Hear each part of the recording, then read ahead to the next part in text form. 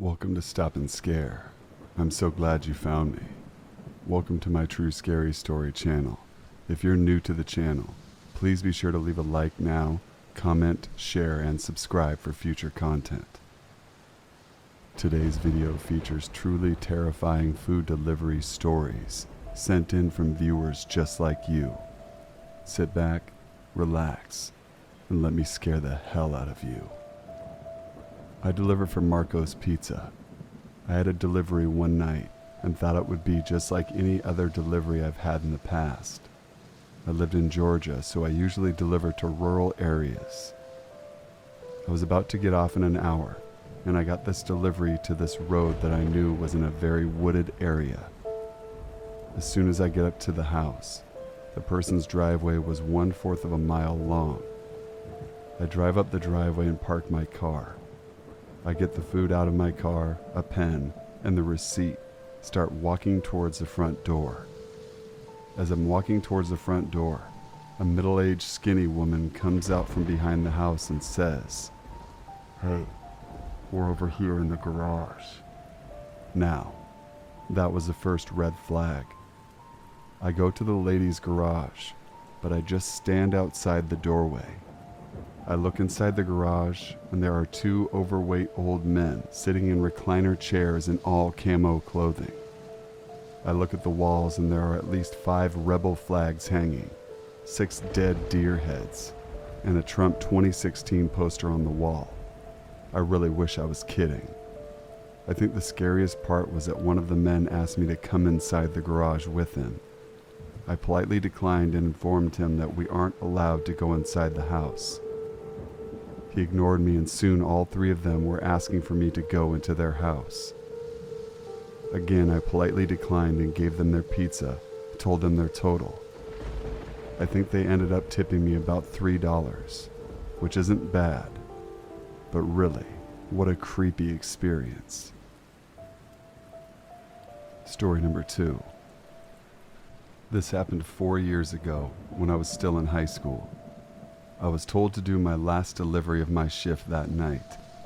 I got in my car, which was a 1999 Toyota Camry, perfect for delivering pizza. I GPS the address on my phone. I live upstate in the country, so all pizza deliveries were long drives. I remember the sun was starting to slowly set, so it was probably around 7 o'clock. I'd say after a good 15 minutes of driving through the foresty dirt roads, my GPS said I had arrived. It was an old little cottage-like house, made almost entirely out of wood. It was sitting all by itself in the middle of absolutely nothing but forest. The lawn was completely unkept, as the grass was almost at knee height. I was used to this kind of thing, so I didn't think much of it at first. I took the pizza to the front door. There was no doorbell, so I knocked loudly on the front door. Within 10 seconds, I heard the sound of footsteps hitting wood on the inside of the house. The footsteps made it to the door and then stopped. I started to feel uneasy. I got the feeling that I was being watched, and that's when I noticed there was a peephole in the door. "It's the pizza guy," I called out. I heard a low, harsh-sounding voice on the other end of the door, telling me to bring the pizza out back. I didn't like the idea of going back there. Something didn't seem right. Are you sure, sir?" I called out. He didn't answer my question. The sound of footsteps didn't move away from the door, so I had the feeling he was still watching me. I almost found myself walking back to my car, but I decided I didn't want any trouble with my boss. The last time I brought a pizza back, he gave me attitude. So, I reluctantly walked through the uncut grass and around the small house to the back side. I remember there was a shed and a small patio back there. On the patio, there was a table with 4 chairs surrounding it. On one of the chairs facing away from me, I saw the head of somebody sitting in the chair. I began walking over and said, "Excuse me, but the person didn't move even 1 inch. "Excuse me," I said again, louder. Then from behind me I heard, "Psst, over here." I turned around to see a man poking his head out from the corner of the house, looking at me with a deranged smile. "Come over here. I want to show you something." I freaked out, turned around, and ran around the house in the opposite direction, back to my car, for some reason still holding the pizza. I got in my car, started it, and got the hell out of there.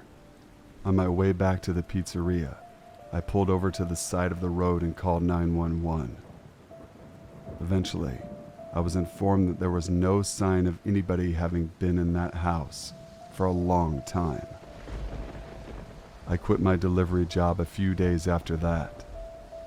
I have no idea what would have happened had I gone up to that man, but to this day, I still wish I'd just turned my head to see who or what was sitting on that patio chair. Story number 3. This happened several years ago, and I won't go into a ton of detail because Google exists, and I don't want to point a bit of an arrow to where it happened by saying too much. I had worked at a large pizza chain for almost a year at this point, so I was aware of a lot of dangers of the job: robberies, drunken morons, naked people, etc. But this incident really made it sink in. A girl had been reported missing in our area under some super suspicious circumstances. It was a big deal in a relatively small town, where things like that don't happen very frequently. It was all over the news. Billboards were being put up, the whole shebang. We had state cops, other county cops, and federal investigators all in town to help. A few weeks after the initial report, they announced an arrest. They had the guy dead to rights. No question that he was the one who did it. When I got to work that day, someone asked me if I'd seen the announcement. I hadn't yet. So I pulled up the news article on my phone. Holy shit. I know the name, and I know the address. I know that face. A month or so prior, I had delivered food to this man. His apartment complex was a few blocks down the road. To add to the creep factor, this dude lived in a complex with several buildings, where each one had a locked door to get inside. It's full of young kids that are almost always drunk and ignorant when they order, and I've had issues there before. Due to that fact, I made a point to always have customers come and meet me at the main door, as opposed to being buzzed in and going to their unit. Usually it isn't a huge deal, but this man really tried to press the issue and had several excuses to why he couldn't come down and why I needed to come up to him. Each one was met with company policy doesn't allow me to do that, until he finally caved in and came downstairs. The man was less than enthused, but paid for his pizza, and I went about my way. As a female, and given that this happened within a few weeks of him kidnapping and killing the other girl, I'm so immensely grateful for all the drunken morons that caused me to stop going inside of the building at that complex. Story number 4. I was a driver for Domino's, and our store was closing for the night.